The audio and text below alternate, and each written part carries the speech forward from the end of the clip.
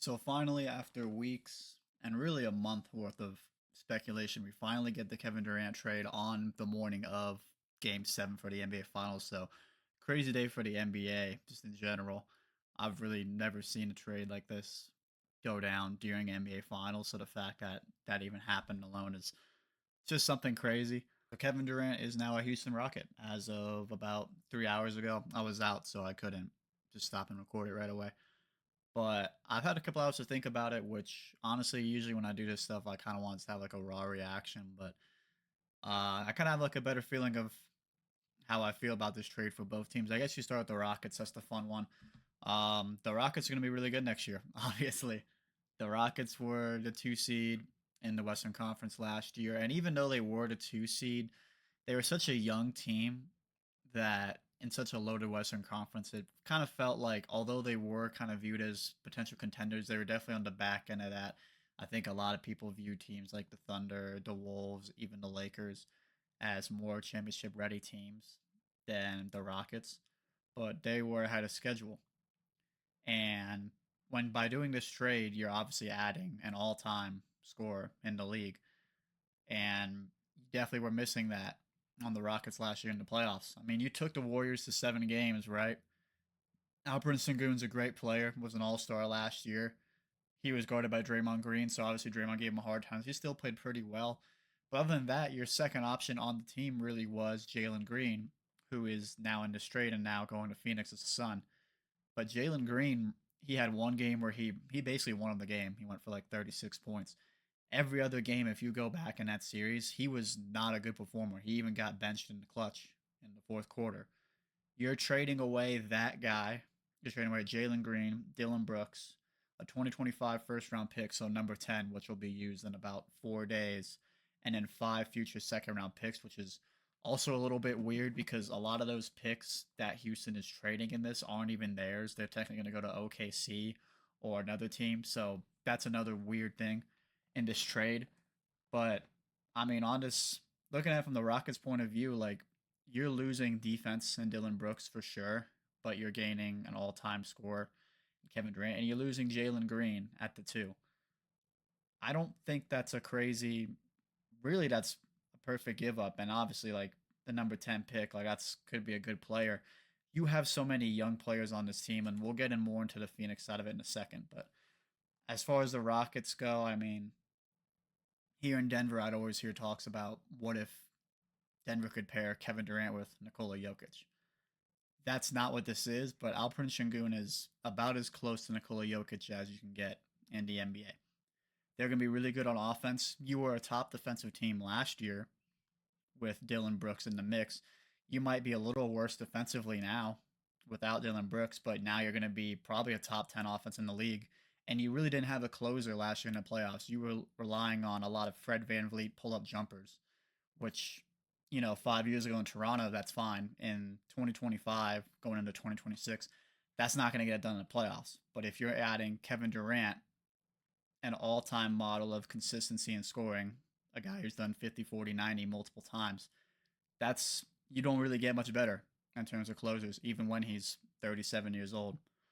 You're probably only going to have him for 2, at most 3 years, but you really just shot yourself into the window of contention with this trade.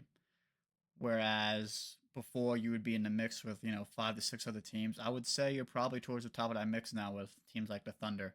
And we'll see if they do anything else this offseason. They have a little bit of cap space to make another move. So I love this trade for Houston. You still have future draft picks as well. So if you're Houston, I make this trade 10 times out of 10. I don't think there's any way you're going to regret making this trade, even if you don't win at all. We'll go over to the Phoenix side of things.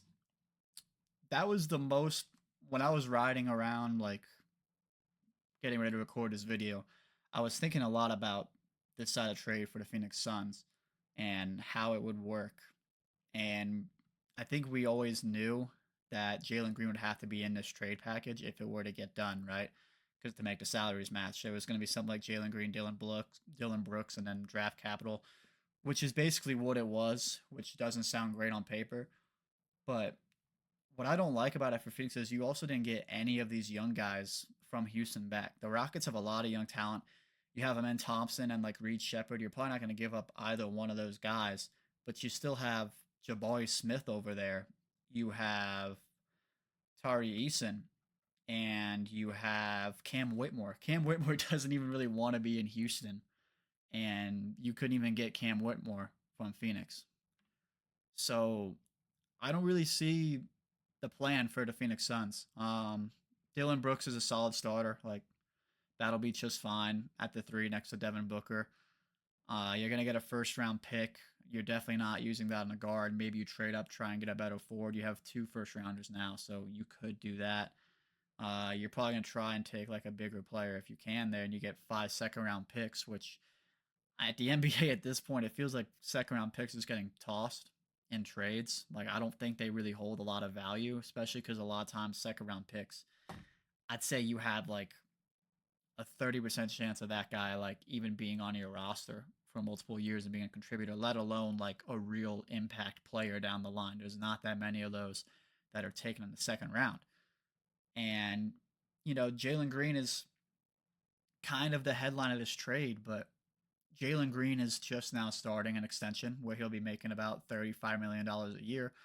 And for a guy that averaged 20 points per game during the season, and he still has a lot of potential, he's still young. I think he's 22, maybe 23.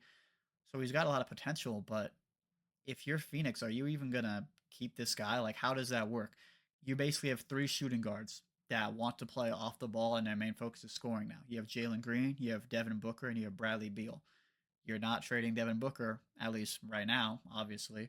And you can't trade Bradley Beal, even if you wanted to, because his contract is probably the worst in the league. How does that work out? Who is going to be the guy that gets these guys shots?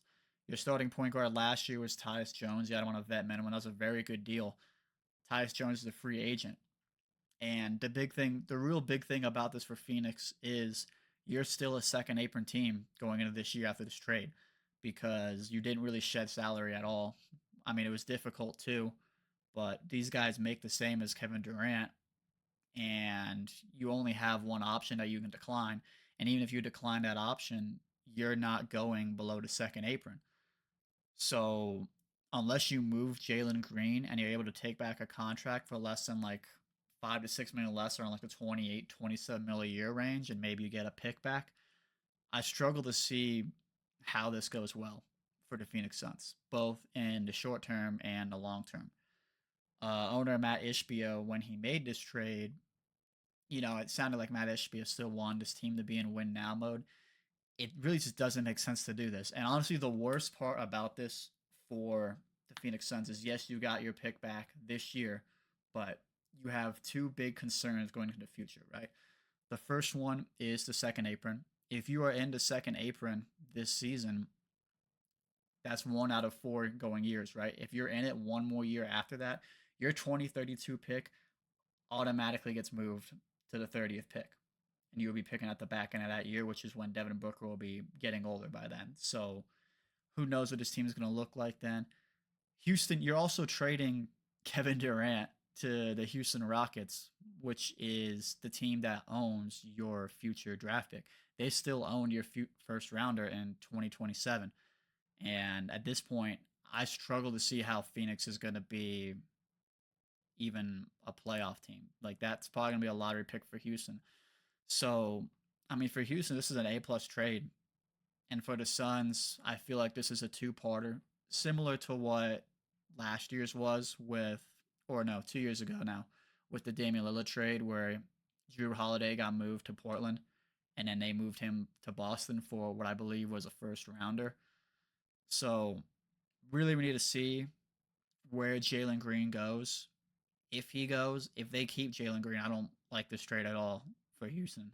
And if they move him, or for Phoenix, and if they move him, then we got to see what they get back. They have, just to put this in reference right now, Houston has 5 guys who are listed at shooting guard on their roster and on their payroll for next year. They have 3 other guys on their roster, period, next year.